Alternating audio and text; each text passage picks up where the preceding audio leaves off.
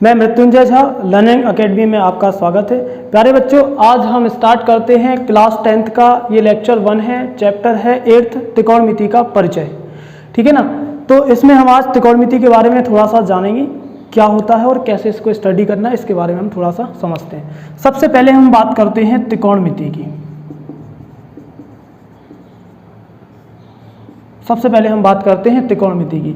तो त्रिकोणमिति शब्द जो आपको दिखाई दे रहा है, अगर हम इसको ब्रेक करें, इसका संधि विच्छेद करें, इसका पोस्टमार्टम अगर आप करेंगे तो एक इसमें शब्द आ रहा है त्रि, और दूसरा शब्द आ रहा है कोण, और तीसरा शब्द आपको मिल रहा है यहाँ पर मिति।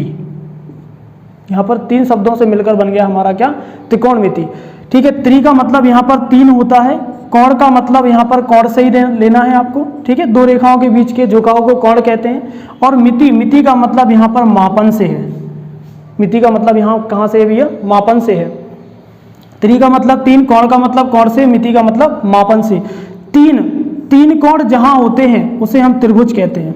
आप सभी समझते हैं, 3 कोण जहाँ होते हैं उसे हम क्या कहते हैं, त्रिभुज। मतलब त्रिभुज एक ऐसी आकृति होती है जो 3 भुजाओं से मिलकर बनी होती है और यहाँ पर 3 कोण प्रेजेंट होते हैं। मापन मतलब त्रिभुज का मापन। त्रिकोणमिति का अगर आप शाब्दिक अर्थ देखेंगे, त्रिकोणमिति का अगर आप शाब्दिक अर्थ देखेंगे तो वो क्या निकल रहा है, त्रिभुज का मापन। क्या निकल रहा है, त्रिभुज का मापन। तो यानी इस चैप्टर में हमें जो चर्चा करनी है, जो हमें डिस्कशन करना है, जो हमें स्टडी करना है, वो क्या मिलेगा आपको, त्रिकोणमिति यानी त्रिभुज के मापन की हमें इसमें क्या करना है, जानना है। त्रिभुज के मापन के बारे में थोड़ा सा जानना है, मेजरमेंट ऑफ ट्राइंगल। ठीक है ना, शॉर्ट में आप इसको ऐसे समझ सकते हैं। चलिए, और एक चीज का और ध्यान रखिए प्यारे बच्चों, आपको क्या करना है, पेन कॉपी लेके बैठना है। जो भी आपको बताया जा रहा है उसको आप नोट करते रहिए और समझते रहिए। ठीक है ना। चलिए आगे की ओर चलते हैं, और आप इनका स्क्रीनशॉट भी लेके रखिएगा ताकि इनको आप अच्छी तरह से समझ सकें। तो प्यारे बच्चों, अभी हमने त्रिकोणमिति का परिचय जाना, त्रिकोणमिति का शाब्दिक अर्थ जाना। अब हम जो बात करेंगे वो बात करते हैं किसकी, त्रिकोणमिति के अंतर्गत हमें एक त्रिभुज के बारे में स्टडी करना है। एक स्पेशल त्रिभुज होता है समकोण त्रिभुज, उसके बारे में थोड़ी स्टडी करना, उसके बारे में चीज़ों को जानना पड़ता है। तो हम यहाँ पर बात करते हैं एक समकोण। एक जो समकोण होता है वो 90 अंश के बराबर होता है। समकोण को हम राइट एंगल कहते हैं, राइट एंगल कहते हैं। तो 1 राइट एंगल इक्वल होता है आपका 90 डिग्री। अब समकोण त्रिभुज की थोड़ी रूपरेखा देख लेते हैं, किस तरह से इसका रूप है थोड़ा देख लेते हैं।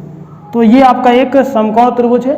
समकोण त्रिभुज, समकोण का मतलब 90 डिग्री, एक ऐसा कोण जो 90 डिग्री का हो, मतलब एक ऐसा त्रिभुज जिसमें एक कोण कितने का हो, 90 डिग्री का, उसको हम समकोण त्रिभुज कहेंगे। तो यहाँ हमने मान रखा कि यहाँ पर 90 डिग्री है, इसको हम ए कहते हैं, इसको हमने बी लेट कर रखा और इसको हमने क्या लेट कर रखा, सी। थोड़ा सा समझना है इसके बारे में, इनकी भुजाओं के कुछ नाम हैं, उन नाम के बारे में हमें समझना है। तो ये आपका 90 डिग्री हो गया। आपको याद ये रखना है, समकोण के सामने की भुजा जो होती है वो कर्ण होती है। समकोण के सामने की जो भुजा होती है वो कौन सी होती है, कर्ण होती है। ठीक है ना। समकोण के सामने की जो भुजा होती है उसे हम क्या कहते हैं, कर्ण कहते हैं। और कोण के सामने की भुजा कैसे कहते हैं भैया, कोण के सामने की भुजा को हम क्या कहते हैं, लंब कहते हैं। और एक भुजा बचती है उसको हम क्या कहते हैं, आधार। ध्यान दीजिएगा, इस ट्राइंगल की बात कर रहे हैं, इस ट्राइंगल में आपको समझना है 90 डिग्री यानी समकोण के सामने की भुजा को हम कर्ण कहेंगे। ठीक है ना, समकोण के सामने की भुजा को कर्ण कहेंगे। और यहाँ पर अगर हम थीटा मानते हैं, यहाँ पर अगर हम थीटा यानी कोण मानते हैं, ठीक है, तो कोण के सामने की भुजा को हम क्या कहेंगे, लंब कहेंगे। और ये जो भुजा आपको बच रही है, ये वाली भुजा, ये भुजा आपकी क्या कहलाएगी, आधार कहलाएगी। क्या कहलाएगी भैया, आधार। तो आपको किसी समकोण त्रिभुज में 3 चीज़ों के बारे में जानना बहुत जरूरी है। मतलब इसकी 3 भुजाएं होती है, वो तीनों भुजाओं के नामकरण कर दिए गए हैं। तो एक भुजा कर्ण होती है, कर्ण किसी भी त्रिभुज की सबसे बड़ी भुजा होती है। दूसरी भुजा लंब होती है और उसके बाद आता है आधार। यानी यहाँ पर हमने 3 लोगों के बारे में आपको जानकारी दे दी, कर्ण, लंब और आधार। अब किसी भी समकोण त्रिभुज में आपको पहचानेंगे कैसे कि किस भुजा को हम कर्ण कहेंगे, किस भुजा को हम लंब कहेंगे और किस भुजा को हम क्या कहेंगे, आधार। तो इनकी पहचान बहुत आसान है, आप जरा थोड़ा ध्यान से देखेंगे। आपको हमने एक तरीका बताया कि समकोण के सामने की भुजा को क्या कहते हैं, कर्ण कहते हैं। समकोण के सामने की भुजा को क्या कहते हैं, कर्ण। और आपको बताया कि कोण के सामने की भुजा को क्या कहते हैं, लंब कहते हैं। कोई भी समकोण त्रिभुज हो, आप ये 2 चीजें उसमें फिक्स रहेंगी कि समकोण के सामने की भुजा को कर्ण कहेंगे, कोण के सामने की भुजा को लंब। इस ट्राइंगल में हम इसको फॉलो करते हैं, अप्लाई करते हैं। देखो ये 90 डिग्री है, 90 डिग्री यानी समकोण है, समकोण के सामने की भुजा को कर्ण कहा गया है। यहाँ थीटा से हमने कोण को रिप्रेजेंट किया, तो थीटा के सामने की भुजा को हमने क्या कहा, लंब कहा। और तीसरी भुजा जो बच जाती है वो आपकी क्या कहलाती है, आधार कहलाती है। अब हम 1-2 डायग्राम और बनाते हैं इनके, तो उसको और अच्छी तरह से क्लियर करते हैं। जैसे ये कोई समकोण त्रिभुज है, इस तरह से कोई समकोण त्रिभुज है। अब आपने आपको बता दिया कि भैया यहाँ पर क्या है आपका 90 डिग्री है, और यहाँ पर हमने ए मान रखा और यहाँ पर हमने क्या मान रखा, सी। कोण जो दिया हमने आपको वो यहाँ पर मान लिया, यहाँ पर हमने कह दिया ये कोण क्या है आपका थीटा। तो आप इसको साथ में करने की कोशिश करें, अपने आप से इसके आंसर लिख के रखिएगा कॉपी में, मैं यहाँ पर आपको चेक करके बताता हूँ। चलिए देखते हैं। समकोण के सामने की भुजा कर्ण होती है, कोण के सामने की भुजा लंब होती है। अब एक भुजा बच रही है, वो भुजा आपकी ये है, तो ये क्या कहलाएगा आपका आधार। इस तरह से आप आकृतियों को बनाइए अपने तरीके से, जिस तरह से भी आपको सेट हो रही उन सबको आप चेक कर दीजिएगा। दो चीज़ों को आप विशेष ध्यान रखिएगा, जहां पर भी 90 डिग्री आपको दिखा रहा उस भुजा के उसके सामने की भुजा को आपको नाम देना है कर्ण। यहाँ पर भी देखिए 90 के सामने की भुजा को क्या नाम दिया, कर्ण। और यहाँ पर भी देखिए कोण के सामने की भुजा को क्या नाम दिया, लंब। और तीसरी अंतिम लास्ट भुजा बचेगी, उसको हम क्या कहेंगे, आधार कहेंगे। ठीक है, तो आप इसका स्क्रीनशॉट लेके रखिए, साथ में कॉपी करते रहिए, बनाते रहिएगा। चलिए, अब हमने थोड़ा समकोण त्रिभुज के बारे में जाना, अब हम उसके आगे कंटिन्यू करते हैं। स्टेप बाय स्टेप आपको आगे बताया जा रहा है धीरे धीरे, ठीक है ना। उसको आपको स्टेप बाय स्टेप, ये हमने एक ट्राइंगल ले लिया है, ठीक है ना, ये ट्राइंगल ले लिया है हमने, समकोण त्रिभुज ट्राइंगल है, नाम रख दिया इसका ABC।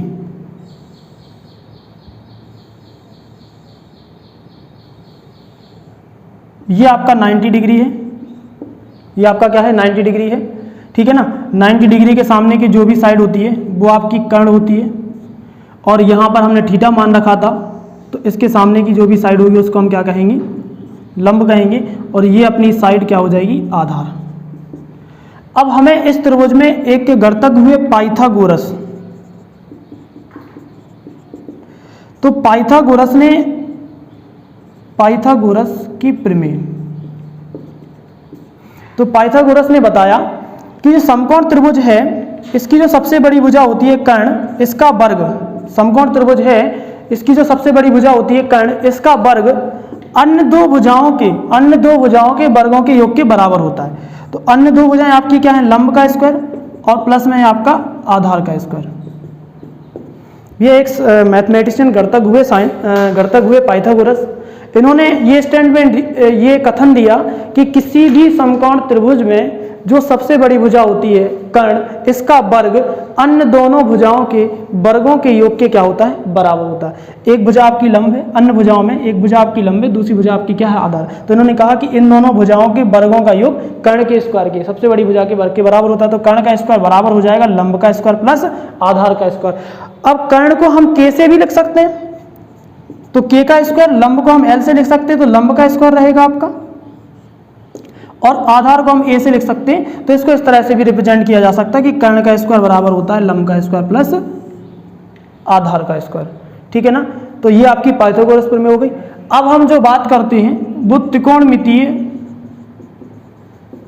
अनुपात भी कहते हैं इनको, त्रिकोणमितीय अनुपात भी बोलते हैं, त्रिकोणमितीय फलन भी कहते हैं, ठीक है, फलन या अनुपात,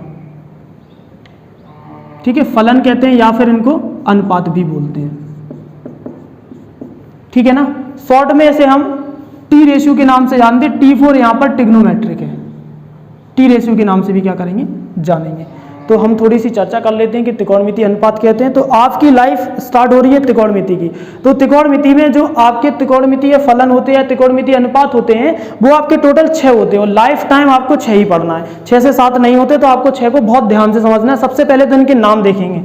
सबसे पहले होता है साइन थीटा, दूसरे नंबर पे आएगा आपका कॉस थीटा, तीसरे नंबर पे आ जाएगा आपका टेन थीटा। हमने आपको अभी 3 त्रिकोणमितीय अनुपातों के बारे में जानकारी दी है, साइन थीटा, कॉस थीटा यानी कॉस, साइन, कॉस और टेन।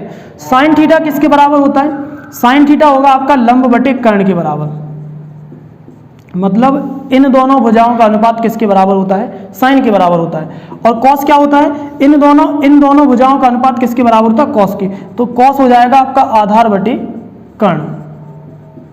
और बात कर रहे हैं हम टेन की, तो टेन जो होता है वो इन दोनों भुजाओं के अनुपात के बराबर होता है, तो टेन थीटा हो जाएगा लंब बटे आधार।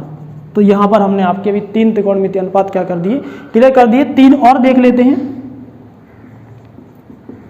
कोसेक थीटा इक्वल टू होता है कर्ण बटे लंब, ये कोसेक थीटा लिखा हुआ है। इसके बाद आता है सेक थीटा, सेक थीटा होता है कर्ण बटे आधार। और बात करते हैं हम कॉट थीटा की, तो कॉट थीटा होता है आधार बटे लंब।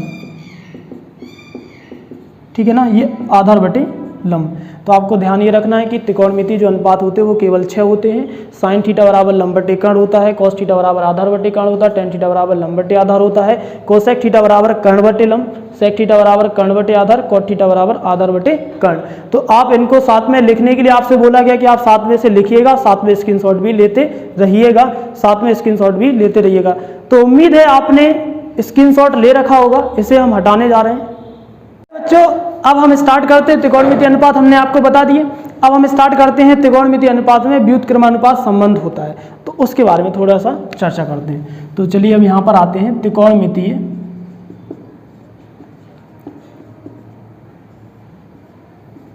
व्युत्क्रमानुपात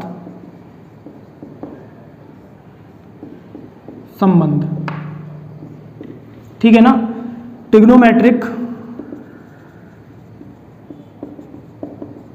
रेसिप्रोकल रिलेशन, इनके बारे में चर्चा करेंगे। तो जो साइन थीटा होता है वो ऑपोजिट होता है किसका, 1 कॉसेक थीटा, यानी साइन थीटा जो होता है वो ऑपोजिट यानी इनवर्स होता है, व्युत्क्रम होता है किसका, कॉसेक थीटा का। तो साइन थीटा को हम लिख सकते हैं 1 कोसेक थीटा। कॉस थीटा की बात करते हैं तो कॉस थीटा इक्वल टू होता है 1 सेक थीटा। कॉस थीटा की बात करते हैं तो कॉस थीटा क्या होगा, 1 सेक थीटा। टेन थीटा की अगर हम बात करते हैं तो ये हो जाएगा 1 कॉट थीटा, ठीक है ना। साइन थीटा होगा 1 कोसेक थीटा के, कॉस थीटा होगा 1 सेक थीटा के, और टेन थीटा होगा 1 कॉट थीटा के। अब हम आगे की बात करते हैं कॉट थीटा, तो कॉट थीटा हो जाएगा 1 टेन थीटा के, कॉट थीटा हो जाएगा 1 टेन थीटा के। चलिए अब हम यहाँ पर आते हैं, तो यहाँ पर हम बात करते हैं कोसेक थीटा की, तो कोसेक थीटा होगा 1 साइन थीटा के, और सेक थीटा जो होगा वो होगा 1 कॉस थीटा के। तो यहाँ से इस तरह से हमें 6 रिलेशन और मिल जाते हैं। तो पहला रिलेशन है आपका साइन थीटा और साइन और कोसेक में, दूसरा कॉस और सेक में होता है, तीसरा टेन और कॉट में होता है, और चौथा रिलेशन है आपका कॉट और टेन का। नेक्स्ट रिलेशन है आपका कोसेक और साइन का, और सेक और कॉस का। मतलब आपको बेसिकली यहाँ पर 3 ही फॉर्मूले रखना है, बाकी 3 ऑपोजिट हैं। देखिए साइन थीटा इक्वल टू होता है 1 कोसेक थीटा। अगर आप इसका क्रॉस मल्टीप्लाई यहाँ कर दें और इसको आप यहाँ पर लाएं, कैंची गुणा कहते हैं इसको, इसका क्रॉस मल्टीप्लाई यहाँ पर कर दें, इसको यहाँ पर लाएं, तो कोसेक थीटा यहाँ पहुँच जाएगा और साइन थीटा कहाँ जाएगा, नीचे। तो इस रिलेशन से ये रिलेशन फ्री ऑफ कॉस्ट रहेगा आपका। कॉस थीटा इक्वल टू होता है 1 सेक थीटा। क्रॉस मल्टीप्लाई अगर आप करेंगे तो जिस तरह से आपने ये प्राप्त किया उसी तरह से आप इसको भी क्या कर सकते हैं, प्राप्त कर सकते हैं। टेन थीटा होता है 1 कॉट थीटा। क्रॉस मल्टीप्लाई कराएंगे अगर आप तो ये आपको मिल जाएगा cot theta equal to 1 tan theta. तो ये रिलेशन भी आपको मिल जाएगा। इसके साथ 2 रिलेशन और आपको याद रखना, ये व्युत्क्रमानुपात रिलेशन नहीं होते हैं। एक होता है टेन थीटा। टेन थीटा जो होता है वो sine theta upon cos theta होता है, और कॉट थीटा होता है cos theta upon sine theta. तो 2 फॉर्मूले ये आपको इसी के साथ स्पेशल फॉर्मूले हैं, इनको याद भी रखना है कि टेन जो होता है वो साइन और कॉस का अनुपात होता है, और कॉट जो होता है वो कॉस और साइन का अनुपात होता है। तो यहाँ पर हमने जो बात की है, चर्चा की है, वो त्रिकोणमिति व्युत्क्रमानुपात संबंध के बारे में चर्चा की है। एक बार इन फॉर्मूलों को आप लिख लीजिएगा अच्छी तरह से, और इनको बार बार लिखिएगा, लिखते लिखते आप इनको समझिएगा, तभी आपको ये अच्छी तरह से लर्न हो पाएंगे। तो आप इसका स्क्रीनशॉट ले लें। उम्मीद है आपने स्क्रीनशॉट ले रखा होगा। तो प्यारे बच्चों, अभी हमने आपसे त्रिकोणमितीय फलन के बारे में जाना, थोड़ा व्युत्क्रमानुपात संबंध के बारे में जाना। अब हम इसके आगे फॉर्मूलों की चर्चा कर रहे हैं, सर्वसमकाएं लेके चल रहे हैं। त्रिकोणमितीय सर्वसमकाओं के नाम से ये फेमस हैं, इनको हम त्रिकोणमितीय सर्वसमकाएं कहते हैं, ठीक है ना। चलिए बात करते हैं पहली सर्वसमका के बारे में, हम थोड़ा सा समझते हैं। Sign square theta plus cos square theta की वैल्यू क्या होती है, 1। ये आपकी पहली सर्वसमिका है कि sine square theta plus cos square theta की वैल्यू क्या होती है, 1। इस सर्वसमिका को आप बिल्कुल माइंड में सेव करके रखिएगा, और इससे 2 फॉर्मूले बना लिए जाते हैं। वो कैसे बनाते हैं उसको ध्यान से समझ। जैसे हमें वैल्यू निकालना है साइन स्क्वायर थीटा की, तो आप क्या करेंगे, कॉस स्क्वायर थीटा को वहां पर शिफ्ट कर देंगे, वहां तक पक्षांतर कर देंगे, उस तरफ ले जाते हैं। तो ये 1 माइनस कॉस स्क्वायर थीटा हो जाएगा। साइन स्क्वायर थीटा की वैल्यू निकालेंगे तो कॉस स्क्वायर थीटा को आपको वहां शिफ्ट करना है, तो ये 1 माइनस कॉस स्क्वायर थीटा हो जाएगा। अगर आपसे कहें कि कॉस स्क्वायर थीटा की वैल्यू फाइंड करो, तो cos square theta equal to हो जाएगा 1 माइनस साइन स्क्वायर थीटा। इस बार आप क्या करेंगे, साइन स्क्वायर थीटा का पक्षांतर कर देंगे। तो इस तरह से ये सर्वसमका हमारी कंप्लीट हो जाती है। याद रखना है कि sine square theta plus cos square theta की वैल्यू क्या होती है, 1 होती है। Sine square theta equal to होता है 1 माइनस कॉस स्क्वायर थीटा, और cos square theta equal to क्या होता है, 1 माइनस साइन स्क्वायर थीटा। हम दूसरी सर्वसमका की बात करते हैं, तो 1 plus tan square theta, equal to होता है सेक स्क्वायर थीटा। दूसरी सब सम का हमारी जो है वो क्या है 1 + tan square theta equal to क्या होता है सेक स्क्वायर थीटा। अब इस सब सम का को हम याद रखेंगे, इससे भी हम दो फॉर्मूले ड्राइव कर सकते हैं, ध्यान दीजिएगा। tan स्क्वायर थीटा की वैल्यू निकालने जा रहे हैं, तो tan स्क्वायर थीटा को हमने एज इट इज रखा है, 1 को हम पक्षांतर करेंगे, 1 को शिफ्ट करेंगे तो ये सेक स्क्वायर थीटा -1 आ जाएगा। एक रिलेशन और निकलता, आप इस बार tan स्क्वायर थीटा का पक्षांतर कीजिएगा। जब tan स्क्वायर थीटा का आप पक्षांतर करेंगे तो यहाँ पर आपको मिल जाएगा sec square theta minus tan square theta is equal to 1। ये आपकी दूसरी सब सम का क्या हो चुकी है, कंप्लीट हो चुकी है। तो पहली सब सम का आपको याद रखना है कि sine square theta plus cos square theta की वैल्यू 1 होती है। दूसरी आपको याद रखना है कि sine square theta equal to याद होता है 1 माइनस कॉस स्क्वायर थीटा, और तीसरा फॉर्मूला आपका रहेगा cos square theta equal to 1 minus sine square theta. दूसरी आइडेंटिटीज की बात करते हैं तो 1 + tan square theta equal to sec square theta, tan square theta equal to sec square theta -1, और तीसरा फॉर्मूला इससे बन रहा है आपका sec square theta minus tan square theta equal to 1। अब हम तीसरे की ओर चलते हैं, ध्यान से देखिएगा। तीसरी सब समीका है 1 + cot square theta. 1 + cot square theta हो जाता है आपका cosec square theta. 1 + cot square theta क्या होता है, cosec square theta. cot square theta को अगर यहाँ से फॉर्मूले को ड्राइव करेंगे, बनाएंगे, तो cot square theta equal to बनेगा आपका कोसेक स्क्वायर थीटा -1, और तीसरा फॉर्मूला बनाएंगे कोसेक स्क्वायर थीटा माइनस का cot square theta is equal to क्या बनेगा आपका 1 बनेगा। तो आपको इन तीन आइडेंटिटीज, तीनों सर्व समीकरणों से ये सीखना है कि आपको तीन फॉर्मूले मिल चुके हैं जिनकी वैल्यू किसके इक्वल होती है, 1 के इक्वल होती है। अभी कुछ सम्स ऐसे आएंगे जिनमें एज अ 1 के प्लेस पर हमें ये वैल्यू पुट करना पड़ेगी, ठीक है। तो तीन वैल्यूज आपको 1 के इक्वल मिल रही है। और दूसरी चीज आपको याद रखना है कि साइन और कॉस का स्क्वायर में रिलेशन है, tan स्क्वायर और सेक स्क्वायर का भी रिलेशन है, ठीक है, और कॉट का और कोसेक का स्क्वायर में रिलेशन होता है। तो आप पेयर याद रखिए, साइन कॉस का रिलेशन होता है सर्व समकाओं में, tan और सेक का रिलेशन होता है सर्व समकाओं में, और कॉट और कोसेक का रिलेशन होता है। इसको आप कैसे याद रखेंगे, आप इनको नोट कीजिएगा और हैबिट में लाइए, डेली आप इसको अपडेट करिए, डेली आप इनको लिखते रहिए।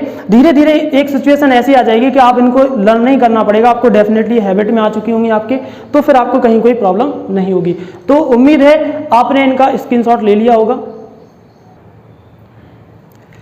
इसके आगे हम देखते हैं त्रिकोणमितीय सारणी, टी टेबल के नाम से जानते हैं, ट्रिग्नोमेट्रिक टेबल के नाम से इसको जानते हैं। तो इसको हम बनाना सीखते हैं, ध्यान दीजिएगा कैसे इसको बनाते हैं और कैसे इसे मुझे याद रखना है, ठीक है। यहाँ पर आप कोण लेंगे और यहाँ पर आप अनुपात लेंगे, साइन हो गया, कॉस हो गया, इसके बाद यहाँ पर tan हो गया, कॉट है, कोसेक है, और लास्ट में आपका ये सेक है। कंप्यूटर वहाँ से यहाँ दिखाई दे रहा है, चलिए कोसेक,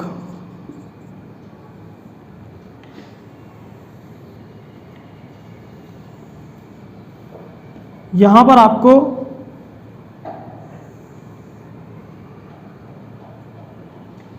जीरो डिग्री एंगल लेना है, ये आपका 30 डिग्री एंगल होगा, और इसके बाद ये आपका 45 डिग्री एंगल होगा, और फिर हम बात करेंगे 60 डिग्री की, और इसके आगे हम बात करेंगे 90 डिग्री की।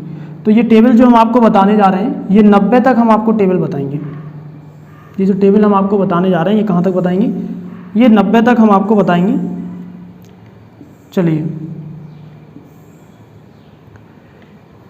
तो आपको इसे बनाने के लिए करना क्या होता है, 0 से लेके 4 तक के आप नंबर्स लिख लें।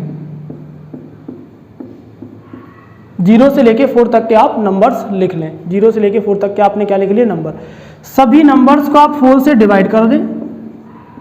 सभी नंबर्स को आप क्या करेंगे, 4 से डिवाइड करेंगे, और डिवाइड करने के बाद आप क्या लेंगे, इनका वर्गमूल ले लेंगे, स्क्वायर रूट लेंगे। क्या ले लेंगे आप, इसका स्क्वायर रूट ले लेंगे। अब आपको याद रखना है कि अगर ऊपर 0 है, नीचे कोई संख्या, तो ऑलवेज आंसर क्या होता है, 0। ये आपका 1/4 ही रहेगा, ये सिंप्लीफाई नहीं हो रहा है। पहले हम रूट के अंदर जो फ्रैक्शन बनी हुई उसको सॉल्व कर रहे हैं। 2 से 4 को कैंसिल आउट करेंगे, 2 बार कैंसिल होगा, तो यहाँ पर 1/2 बच जाएगा, और ये कैंसिल आउट नहीं होना है, तो ये √3/4 ही रहेगा, और ये 4 से 4 कैंसिल आउट, केवल 1 बचेगा। अब इन्हें हम वर्गमूल से बाहर निकालने का प्रयास करते हैं। तो 0 वर्गमूल से बाहर आता है 0 के रूप में, 1 निकल जाता है, 4 निकलता है 2 के रूप में, और 1 निकल आएगा 1 के रूप में। 2 नहीं निकलता तो रूट लगाकर रखेंगे हम इसमें, ये 2 बाहर नहीं निकल पाता तो रूट लगाकर लिखेंगे, और ये √3 रहेगा, और 4 बाहर निकालेंगे 2 के रूप में, और रूट से बाहर 1 भी आ जाता है। याद रखिएगा, रूट से 1 निकल आता है और 0 बाहर निकल आता है, आपको बहुत ध्यान रखना है ये। चलिए ये जो वैल्यू हमें मिल रही है ये हमें साइन की वैल्यू मिल जाती है 0 से लेके 90 तक की। तो इसको हम उठा के यहाँ पर रखते हैं। साइन 0 की वैल्यू 0 होती है, साइन 30 की वैल्यू 1/2 होती है, साइन 45 की वैल्यू 1/√2 होती है, साइन 60 की वैल्यू √3/2 होती है, और साइन 90 की जो वैल्यू होगी वो 1 हो जाएगी। इस तरह से हमने साइन की 0 से लेके 90 तक की टेबल कंप्लीट कर ली। अब हम कॉस की बात कर रहे हैं, तो कॉस 0 की जो वैल्यू होगी वो आपकी 1 होगी, कॉस 30 की जो वैल्यू होगी वो आपकी √3/2 होगी, √3/2 होगी, कॉस 45 की वैल्यू होगी 1/√2 होगी, कॉस 60 की वैल्यू होगी 1/2 होगी, और कॉस 90 की वैल्यू क्या हो जाएगी, 0 हो जाएगी। अब हम बात करते हैं tan की, तो tan की बात करेंगे। tan 0 की वैल्यू 0 होती है, tan 30 की वैल्यू होती है 1/√3, tan 45 की वैल्यू 1 होती है, tan 60 की वैल्यू √3 होती है, और tan 90 की वैल्यू होती है अनंत। इसको हम अनंत कहते हैं, ठीक है ना। यहाँ साइड में लिख देते हैं, ये जो 8 की तरह लेटा हुआ दिख रहा है आपको, इसको हम अनंत कहते हैं या इन्फिनिटी कहते हैं या इन्फिनाइट कहते हैं। कॉट 0 की वैल्यू अनंत होती है, कॉट 30 की जो वैल्यू होती है वो √3 होती है, कॉट 45 की वैल्यू 1 हो जाएगी, और कॉट 60 की वैल्यू 1/√3 हो जाएगी, और कॉट 90 की वैल्यू 0 होगी। अब हम बात करते हैं कोसेक की, तो कोसेक 0 की वैल्यू अनंत होती है, कोसेक 30 की वैल्यू 2 होती है, कोसेक 45 की वैल्यू √2 होती है, कोसेक 60 की वैल्यू 2/√3 होती है, और कोसेक 90 की वैल्यू 1 होती है। अब हम जो बात करने जा रहे हैं वो बात करने जा रहे हैं किसकी, सेक की। तो सेक 0 की वैल्यू 1 होती है, सेक 30 की वैल्यू 2/√3 होती है, और सेक 45 की वैल्यू √2 होती है, सेक 60 की वैल्यू 2 हो जाएगी, और सेक 90 की वैल्यू क्या हो जाएगी, अनंत हो जाएगी। तो इस तरह से हमने टेबल का फॉर्मेशन कर लिया है, और इस टेबल को आपको 90 तक लन रखना है। कहाँ तक याद रखना है इसको, 90 तक आप इसे लन रखिएगा। अब इसको आप लिखना कैसे सीखेंगे, इस तरह से हमने आपको बताया कि आप 0 से लेके 90 तक की वैल्यू इस तरह से प्राप्त कर सकते हैं। अगर आपको कॉस की बनाना तो इस वैल्यूज को आप पीछे से पकड़ के लिख दीजिएगा पूरा। पहले आप 90 को बनाइए, 0 की वैल्यू 60 को बनाइए, 30 की वैल्यू 45 को बनाइए, 45 की वैल्यू 30 को 60 को, और 0 की वैल्यू बनाइए 90। इस तरह से अगर इन वैल्यूज को आप पीछे से लिखना स्टार्ट कर देंगे 0 to 90 तक, तो कॉस की वैल्यू हमें मिल जाएगी। अब अगर आप इनको सॉल्व कर देते हैं 0/1, याद रखिएगा 0 संख्या या 1 क्या होता है, 0 होता है। लेकिन अगर इसका ऑपोजिट कर दे, देखो ऑपोजिट का मतलब ये है कि 1 का क्रॉस यहाँ किया है, ठीक है। 0/1 क्या होता है, 0 होता है। अगर इसका हम ऑपोजिट करेंगे तो 1/0 आ जाएगा, और 1/0 की वैल्यू क्या होती है, इन्फिनाइट होती है। 1/0 की वैल्यू क्या होगी, इन्फिनाइट हो जाएगी। और इसी चीज को 1/इन्फिनाइट जो होता है वो क्या होता है, 0 के इक्वल होता है। 1/इन्फिनाइट क्या होता है, 0 के इक्वल होता है, और 1/0 इन्फिनाइट के इक्वल होता है। तो साइन 0 की वैल्यू 0 होती है, साइन 30 की वैल्यू 1/2, साइन 45 की वैल्यू 1/√2, साइन 60 की वैल्यू √3/2, साइन 90 की वैल्यू 1। इसको हमने पीछे से पकड़ के लिख दिया तो हमें किसकी वैल्यू मिल गई, कॉस की। अगर इनको हमने अपॉन में, ये अपॉन की लाइन अगर समझ ले तो 0/1 0 होता है, 1/2 अपॉन में √3/2 सेम पोजीशन वाले कैंसिल हो जाते हैं, 1/√3 मिलेगा। 1/√2 से 1/√2 कैंसिल आउट हो गया, तो इस तरह से हमें 10 की वैल्यू मिल गई है। इसको सॉल्व करेंगे, 2 से 2 कैंसिल आउट हुआ, तो ये √3/1 बन रहा, 1 में लिखा नहीं जाता है। 1/0 की वैल्यू क्या हो जाएगी, यहाँ पर इन्फिनाइट हो जाएगी। आगे देखते हैं, अगर कॉट को आप पीछे से लिख दीजिएगा, कॉट को पकड़ के यहाँ से वैल्यू पकड़ के आप अगर यहाँ से 0 to 90 लिख देंगे तो इस तरह से, 10 को अगर आप पीछे से पकड़ के लिख देंगे तो कॉट की वैल्यू हमें मिल जाएगी। अब हमें कोसेक चाहिए और सेक चाहिए, तो इनका हमें ऑपोजिट करना। 0 का इनवर्स यानी 0 का व्युत्क्रम होता है वो इन्फिनाइट होता है, 0 का व्युत्क्रम होता है वो क्या होता है, इन्फिनाइट होता है। तो हमने कॉट तक की चर्चा कर रखी है, इससे आगे देखते हैं। जैसे कोसेक थीटा की वैल्यू चाहिए, ठीक है ना। एक चीज का ध्यान रखिए प्यारे बच्चों, यहाँ पर थीटा शो नहीं किया जाता है, यहाँ पर हमने थीटा छोड़ रखा है, थीटा नहीं लिखा जाता। क्यों नहीं लिखा जाता, क्योंकि थीटा जो है वो हम यहाँ पर यूज कर रहे हैं। थीटा की जो वैल्यूज है वो 0 डिग्री है, 30 डिग्री है, 45 डिग्री, 60 डिग्री, 90 डिग्री। तो यहाँ पर आपको थीटा को शो नहीं करना, केवल साइन, कॉस, टेन, कोसेक, सेक, कॉस, यही सब यूज करना, राइट। तो कोसेक की जो वैल्यू निकालेंगे वो यहाँ से निकालेंगे, इसका आपको इन्वर्स करना पड़ेगा। जैसे साइन 0 आपका लिखा, तो 0 का अगर आप ऑपोजिट करेंगे तो 0 का ऑपोजिट करेंगे वो 1/0 होगा, और 1/0 आपका क्या होता है, इन्फिनाइट। तो कोसेक 0 इसका ऑपोजिट करना है, इन्फिनाइट होता है। और कोसेक 30 की अगर आपको वैल्यू चाहिए तो साइन का ऑपोजिट करें, जैसे 1/2 लिखा है तो इसको लिख दें आप 2, ऑपोजिट करना, पलट देना है, इसको पलट देना है। तो ये आपका कितना आ जाएगा, 2। इसको पलटेंगे तो ये √2 हो जाएगा, इसको पलट के लिखेंगे तो 2/√3 हो जाएगा। और 1 का ऑपोजिट क्या होता है, 1 का इनवर्स, व्युत्क्रम कह रहे हैं, ऑपोजिट का मतलब यहाँ पर व्युत्क्रम से है, तो 1 का व्युत्क्रम क्या हो जाएगा, 1। अगर इसी वैल्यूज को, कोसेक की वैल्यूज को आप पकड़ के पीछे से लिख देंगे तो इस तरह से आपको सेक की वैल्यू मिल जाएगी। इस तरह से आप निकाल सकते हैं। या फिर आप क्या करें, कॉस का क्या कर दीजिएगा, इनवर्स कर दीजिएगा। 1 का इनवर्स 1 होता है, √3/2 का व्युत्क्रम निकालेंगे 2/√3 हो जाएगा। और अगर आप 1/√2 का व्युत्क्रम करेंगे तो √2 हो जाएगा, और 2 का 1/2 का व्युत्क्रम 2 हो जाएगा और 0 का व्युत्क्रम करेंगे तो वो आपका क्या हो जाएगा, इन्फिनिट हो जाएगा। इस तरह से ये हमारा त्रिकोणमिति का परिचय कंप्लीट हुआ। अब जो हमारी नेक्स्ट वीडियोस होगी तो उसमें हम आपको त्रिकोणमिति से रिलेटेड चैप्टर से रिलेटेड सम्स को बताएंगे। तो जब तक के लिए थैंक यू फॉर वॉचिंग। ठीक है, मेरे चैनल को आप सब्सक्राइब कीजिए, शेयर कीजिए और ज़्यादा से ज़्यादा लोगों को बताएं, ताकि ये हम लोगों ने जो पहल की, एक शैक्षिक क्रांति के रूप में पहल किया है कि हम शैक्षिक स्तर को काफ़ी अच्छा बढ़ाना चाहते हैं। ठीक है ना, और ज़्यादा से ज़्यादा लोगों को आप बताएं। ठीक है, थैंक यू फॉर